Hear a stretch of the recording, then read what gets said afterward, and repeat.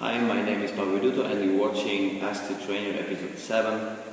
We are in Tango Fitness Art of Functional Movement Academy, and we're going to be talking about clubs and maces today.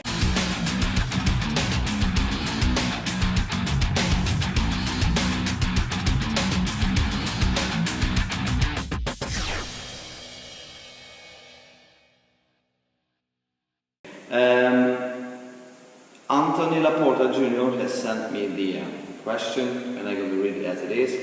Mace versus clubbers. There are some distinct advantages to each one.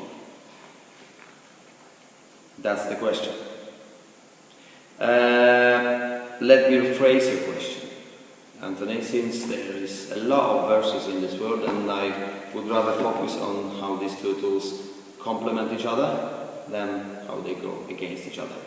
I use both, so let me tell you about one thing.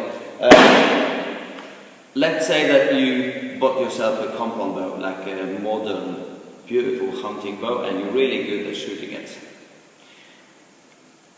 What's happening? And then you rely on the sights, and you're really good at that one. Okay? What's happening if you get the traditional English longbow or the recurve bow without the sights? You have to rely on your senses. Probably is a good chance that you're gonna be sucking at it. You're gonna be much worse. The spreading is gonna be much bigger, and you have to learn it again. Okay? So what I think is the same here. Actually, there are some things I would rather do with the club. There are some exercises I would rather do with the club than the mace. Okay? Let's think about the exercise swipe. It's a good example. I would rather do swipes with the club because of its length and weight distribution than the mace. Okay, because it's just too long and you're going to be hitting the floor on the way down. Okay, you're hitting the mats on the floor. There is some exercise I would rather do with the mace, and there is everything about rotational power. I would rather train with the mace because of its length and weight distribution. Again, the weight is mostly on top, so you're getting much more effect on your core and then rotational power.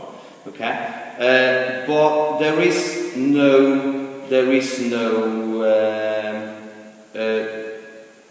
nothing wrong with doing the gamma cast or shield cast with the club, because it's just different exercises. So you have similar exercises, but they're actually pretty different in execution.